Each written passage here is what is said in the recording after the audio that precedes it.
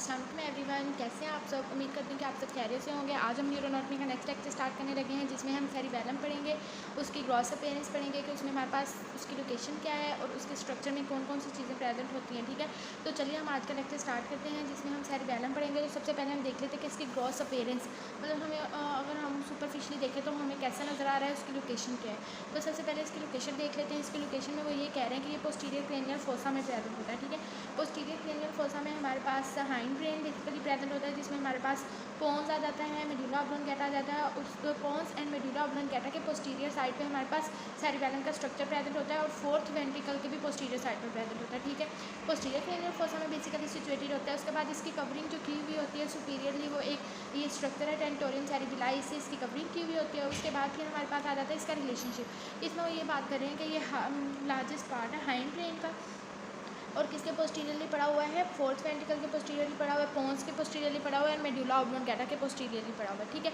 उसके बाद हम शेप देख लेते हैं। तो इसकी शेप कौन सी होती है, इसकी ओवॉइड इन शेप होती है। ठीक है, ओवल इन शेप होती है। ठीक है, और ना ये मीडियन से क्या होता है, कंस्ट्रिक्टेड होता है, मतलब तंग होता है मीडियन से। उसके बाद अगर हम इसकी ग्रॉस अपीयरेंस देखें तो इसमें हमारे पास सेरिबैलम है। सेरिबैलम को अगर हम दरमियान से डिवाइड कर दें, एक डीप फिशर होता है जिसको हम वर्मिस कह रहे होते हैं, उसको टू लेटर हाफ्स में अगर डिवाइड कर दें तो टू सेरिबैलर हेमिस्फीयर्स बन जाते हैं। ठीक है, तो सबसे पहले हमारे पास ये है वर्मिस, जिन्होंने दरमियान से कट किया और टू लेटरल हेमिस्फीयर बना दिए। ठीक है, उसके बाद फिर इन्होंने क्या किया, इन्होंने उसके बाद फिर एक फिशर आया, फिर एक लाइनिंग आई जिसको हम इंटरमीडिएट सेरिबैलर हेमिस्फीयर कह दिया। उसके बाद उसके जो लेटरल साइड पर होगा, जो वर्मिस का लेटरल होगा इंटरमीडिएट सेरिबैलर हेमिस्फीयर होगा, जो इंटरमीडिएट सेरिबैलर हेमिस्फीयर के लेटरल साइड पर होगा वो होगा लेटरल सेरिबैलर हेमिस्फीयर।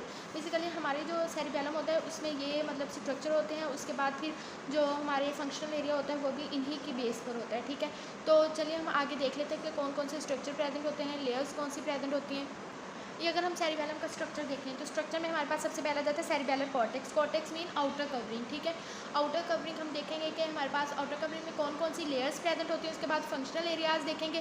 फंक्शनल एरियाज़ हमने पढ़ लिया कि हमारे पास 3 होते हैं। ठीक है, वर्मिस होता है, इंटरमीडिएट जोन होता है और लेटरल जोन होता है। जो फंक्शनल एरिया मतलब ये जो एरियाज़ होते हैं किस किस स्ट्रक्चर को या फिर कौन सा फंक्शन परफॉर्म करवा रहे हैं वो हम आगे देखेंगे इंशाल्लाह। उसके बाद हमारे पास कौन कौन से इसके न्यूक्लियस होते हैं, इंट्रासेरिबैलर न्यूक्लियर कौन से होते हैं, वाइट मैटर में कौन कौन से हमारे पास फाइबर्स आते हैं और लोब्स आ जाते हैं। सबसे पहले हम लोब्स से पढ़ लेते हैं, क्योंकि जो स्नेल्स की न्यूरोएनाटॉमी की बुक है उसमें जो सेरिबैलम दिया हुआ है उसमें सबसे पहले उन्होंने लोब्स को डिफाइन किया हुआ। ठीक है, तो जो लोब्स होता है, लोब्स में हमारे पास 3 टाइप्स ऑफ लोब्स होते हैं। एंटीरियर लोब होता है, मिडल लोब होता है, फ्लोक्यूलो नोड्यूलर लोब होता है।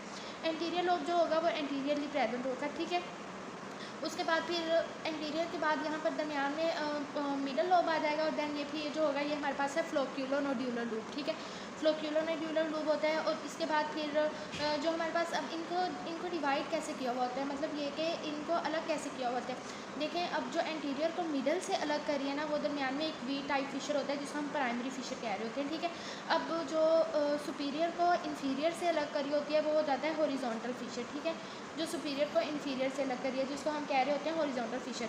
और जो हमारे पास इन्फीरियर को, ये जो हमारे पास है मिडल लोब हो जाता है उसका इन्फीरियर को, और उसके बाद फिर ये फ्लोक्यूलो नोड्यूलर लोब को जो अलग करी होती है इसमें आ जाता है यूव्यूलो नोड्यूलर फिशर आ जाता है। ठीक है, तो इसको अब हम एक दफ़ा बुक से देख लेते हैं कि इसमें हमारे पास बेसिकली इसमें कौन कौन से लोब और किस तरह इनकी डिवीजन की गई है। तो गाइस ये देखिए, अगर हम बुक से देखें तो इसमें हमारे पास 3 टाइप्स एंटीरियर लोब दिए हुए हैं। ठीक है, anterior lobe, middle lobe and आ जाता है हमारे पास फ्लोक्यूलो नोड्यूलर लोब। अब इनको आपस में जो डिवाइड कर रहा होता है प्राइमरी फिशर होता है, जो मतलब इन दोनों को सेपरेट कर रहा है। ठीक है, प्राइमरी फिशर हो गया एंटीरियर लोब को मिडल लोब से सेपरेट कर रहा है, और मिडल लोब जो सुपीरियर को इन्फीरियर से सेपरेट कर रहा होता है उसको हम हॉरिजॉन्टल फिशर कहते हैं। और उसके बाद फिर जो इसका इन्फीरियर और फ्लोक्यूलो नोड्यूलर लोब को आपस में सेपरेट कर रहे थे जिसको हम यूव्यूलो नोड्यूलर फिशर कह रहे होते हैं। ठीक है, तो ये इसमें बेसिकली ये हमारे पास डायग्राम से भी हमने देख लिया कि इसमें हमारे पास लोब और उनको किस तरह सेपरेट किया हुआ है। ठीक है, तो गाइस अब हम देख लेते हैं कि इसके फंक्शनल एरियाज़ में कौन कौन से स्ट्रक्चर प्रेजेंट होते हैं। सबसे पहले हम देखेंगे कि इसमें सेरिबैलर कॉर्टेक्स में कौन कौन सी लेयर्स प्रेजेंट होती है। ठीक है, तो सेरिबैलर कॉर्टेक्स में हमारे पास 3 लेयर्स प्रेजेंट होती है, molecular layer, Purkinje layer, granular layer. Cortex में मतलब होता है आउटर कवरिंग, मतलब ये कि जो सेरिबैलर हेमिस्फीयर सेरिबैलम है उसको जो आउटर से कवरिंग की हुई है वो मतलब कितनी टाइप्स की लेयर्स हैं और उनमें कौन कौन से स्ट्रक्चर प्रेजेंट होता है। ठीक है, तो सबसे ऊपर कौन सी आती है, सेकंड पर कौन से आती है, थर्ड पर कौन सी आती है। तो इनकी बेसिकली तरतीब यही है कि सबसे पहले मॉलिक्यूलर लेयर आती है, फिर प्रीकिंजी लेयर आती है, एंड देन फिर क्या जाती है हमारे पास ग्रैनुलर लेयर आती है, ठीक है। तो जो हमारे पास मॉलिक्यूलर, अगर हम इनको एक तरतीब से याद करना चाहें तो एक निमोनिक्स है मेरे पास, जो कि हम ये कह सकते हैं मम्मा पापा की गाड़ी। Molecular layer, Purkinje cell layer, और उसके बाद आ जाता है हमारे पास ग्रैनुलर लेयर आ जाती है, ठीक है। तो अब हम इसको एक दफ़ा देख लेते हैं कि इसमें हमारे पास कौन कौन से स्ट्रक्चर्स प्रेजेंट होते हैं फर्दर इनमें, ठीक है। तो चलिए स्टार्ट करते हैं फिर आगे से। तो गाइज़ ये है हमारे पास मॉलिक्यूलर लेयर, ठीक है। मॉलिक्यूलर लेयर में हमारे पास क्या होता है, 2 टाइप्स ऑफ न्यूरॉन्स प्रेजेंट होते हैं, ठीक है। एक सैटेलाइट सेल्स हो जाते हैं, उसके बाद फिर बास्केट सेल्स होते हैं। जो सैटेलाइट सेल्स होते हैं वो आउटर प्रेजेंट होते हैं, और बास्केट सेल्स इनर साइड पे प्रेजेंट होते हैं। इनके जो न्यूरॉन्स होते हैं ना, डेंड्राइटिक ऑर्गेनाइजेशन, मतलब कि डेंड्रॉइड्स होते हैं वो फैले हुए होते हैं, ठीक है। न्यूरॉन्स जो होते हैं वो फैले हुए होते हैं, ठीक है। और जो इनके एक्सोन्स होते हैं थिन एक्सोन्स होते हैं और पैरेलल रन कर रहे होते हैं, ठीक है। पैरेलल रन कर रहे होते हैं। इसके अंदर न्यूरोग्लायर सेल्स प्रेजेंट है। न्यूरोग्लायर सेल्स बेसिकली स्पॉटेड सेल्स होते हैं, और ये भी इस लेयर्स के अंदर प्रेजेंट होते हैं। एक दफ़ा इसको डायग्राम से देख लेते हैं, ठीक है। तो चलिए देख लेते हैं अब डायग्राम। ये देखिए गाइस, अगर हम इस डायग्राम से देखें तो सबसे पहले हमने कौन सी लेयर पढ़ी, मॉलिक्यूलर लेयर पढ़ी। मॉलिक्यूलर लेयर में हमने सबसे पहले पढ़ा कि स्पॉटेड, वो हमारे पास सैटेलाइट सेल्स होते हैं और बास्केट सेल्स होते हैं। तो ये रहे हमारे पास बास्केट सेल्स।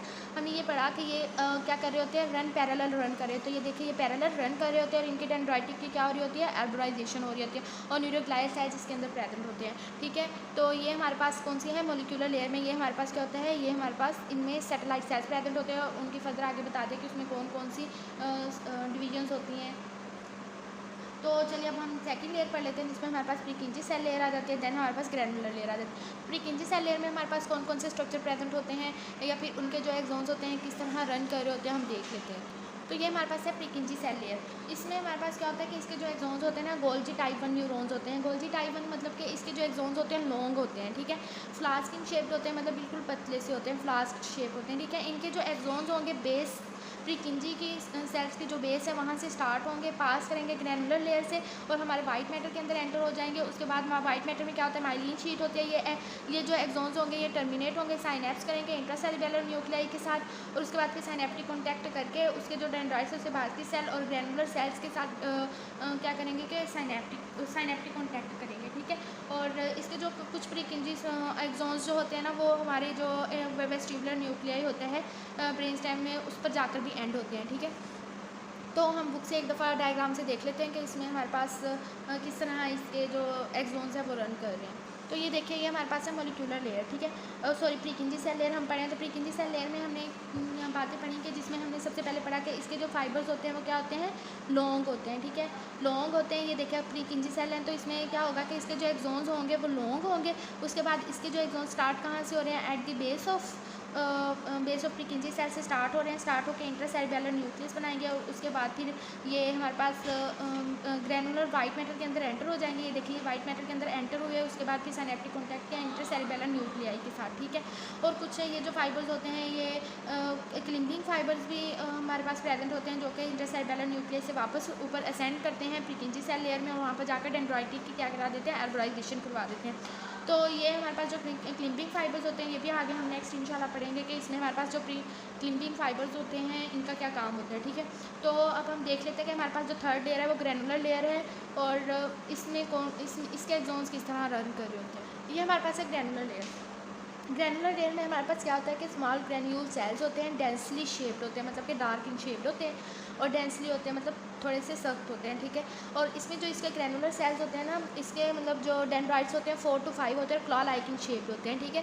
4 to 5 डेंड्राइट्स होते हैं, और मतलब और उसके बाद फिर क्लॉ लाइक इन शेप्ड होते हैं, साइनेप्टिक कॉन्टैक्ट करते हैं, और मोसी फाइबर्स को अपना इनपुट देते हैं। मोसी फाइबर्स क्या है, ये भी एक तरह के फाइबर्स होते हैं, ये भी आगे इंशाल्लाह नेक्स्ट पढ़ेंगे कि इन फाइबर्स का क्या काम होता है, ठीक है। और उसके बाद फिर ये जो इसके एक्सोन्स होते हैं ग्रैनुलर सेल्स के, हमारे पास मॉलिक्यूलर लेयर में पास कर जाते हैं, एक टी जंक्शन बनाते हैं, टी जंक्शन बनाते हैं। उसके बाद इसके अंदर हमारे पास न्यूरोग्लायर सेल्स प्रेजेंट होते हैं। न्यूरोग्लायर सेल्स हमने मॉलिक्यूलर लेयर में भी पढ़े, उसमें भी प्रेजेंट होते हैं। उसके बाद फिर जो इसके डेंड्रॉइड्स होते हैं रेमिफाई कर देते हैं मॉलिक्यूलर लेयर में, ठीक है, ठीक है। और उसके बाद फिर जो इसके एक्सोन्स होते हैं टर्मिनेट करते हैं अपने ग्रैनुलर सेल डेंड्रॉइड के साथ, ठीक है।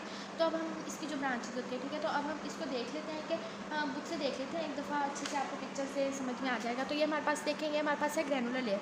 हमने इसमें क्या पढ़ा, हमने स्ट्रक्चर में पढ़ा कि सबसे पहले क्या होता है कि इसके जो डेंड्रॉइड्स होते हैं डेंसली इन शेप्ड होते हैं, और उसके बाद फिर ये जो डेंड्रॉइड्स होते हैं ना, मतलब क्लॉ लाइक इन शेप्ड होते हैं, 4 to 5 अराइज होता है। ये देखो 4 to 5 हमारे पास डेंड्राइट्स अराइज हो रहे हैं क्ला लाइक इन शेप में, ठीक है, क्ला लाइक इन शेप होते हैं। उसके बाद ये हमारे पास कहाँ जाएंगे, मॉलिक्यूलर सेल्स लेयर में जाएंगे, टी जंक्शन बनाएंगे, टी जंक्शन बनाने के बाद दोबारा से फिर क्या करेंगे, अपना मतलब आर्बोनाइजेशन करवाएंगे और ना आइडेंटिफाई कर जाएंगे मॉलिक्यूलर लेयर के साथ। तो ये हमारे पास लेयर्स थी बेसिकली सेरेबेलर कॉर्टेक्स में 3 टाइप्स ऑफ लेयर्स थी, molecular layer, Purkinje cell layer and granular layer. और ये हमारे पास इसको हम ये भी कह सकते हैं कि अगर हम याद करना चाहें इसकी तरतीब से, तो हम मामा पापा की गाड़ी, इनकी तरतीब हमें याद हो जाएगी, ठीक है। तो अब हम इसको देख लेते हैं कि आगे हमारे पास कौन कौन से स्ट्रक्चर प्रेजेंट होते हैं सेरिबेलम में।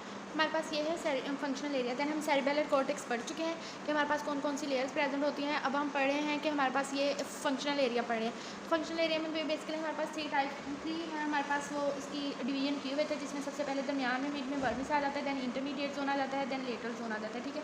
तो हम देख लेते हैं कि हमारे पास जो वर्मिस है उसका क्या काम है, इंटरमीडिएट जोन का क्या काम है और लेटरल जोन का क्या काम है। ये हमारे पास फंक्शनल एरियाज़ है, जिसमें हमारे पास 3 टाइप्स ऑफ फंक्शनल एरियाज़ है, ठीक है, जिसमें हमारे पास वर्मिस आ जाता है, इंटरमीडिएट जोन आ जाता है एंड लेटरल जोन आ जाता है। जो हमारे पास वर्मिस है ये हमारे पास जो एक्सियल मूवमेंट हो रही है तो या फिर एक्सियल स्केलेटन होता है, उसमें उसके फंक्शंस जो होते हैं उसको कंट्रोल कर रहा होता है, जिसमें हमारे पास neck, shoulder, thorax, abdomen and hips आ जाते हैं, ठीक है। उसके बाद जो इंटरमीडिएट जोन होता है सेरिबेलर हेमिस्फेयर का, ये हमारी जो डिस्टल पार्ट होता है, upper limb and lower limb, उनकी सेंसेशन या फिर उनकी मूवमेंट में हेल्प कर रहा होता है, जिसमें हमारे पास हैंड्स एंड फीट्स आ जाते हैं। उसके बाद लेटरल जोन आ जाता है। लेटरल जोन बेसिकली क्या होता है कि ये ना हमारे पास जो मूवमेंट हम प्लानिंग्स में कर रहे होते हैं या फिर जो भी मूवमेंट हम कर रहे होते हैं कॉन्शियस मूवमेंट, उनको असेस करते हैं ताकि कोई एरर्स ना आए और फिर ये हमारे बैलेंस को भी कंट्रोल कर रहा होता है।